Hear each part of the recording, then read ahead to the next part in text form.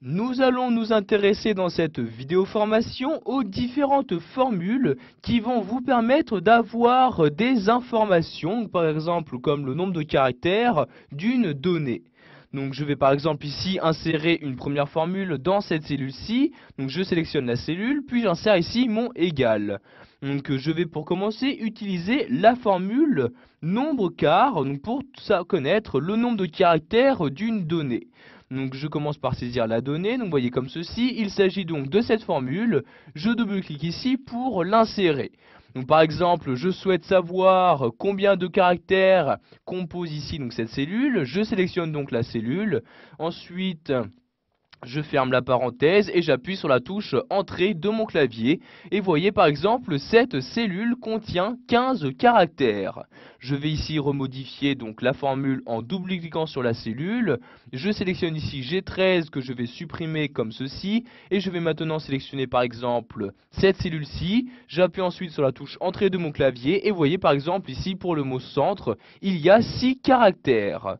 Nous allons maintenant utiliser donc une autre formule qui va nous permettre de rechercher un certain caractère. Donc j'exerce ici mon égal et il s'agit de la formule cherche. Donc j'écris cherche comme ceci et ensuite donc je double-clique sur cherche pour l'insérer.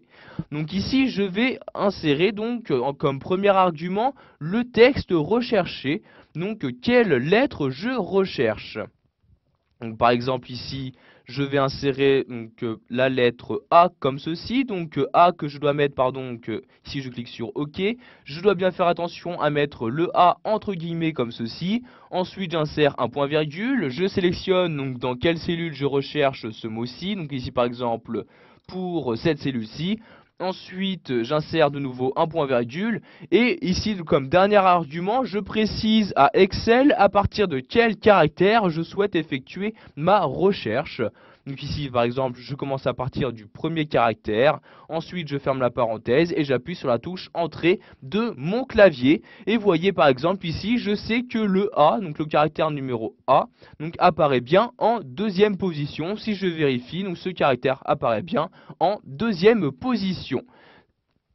Voilà, vous avez maintenant la possibilité de trouver des informations sur le texte inséré dans Excel 2010.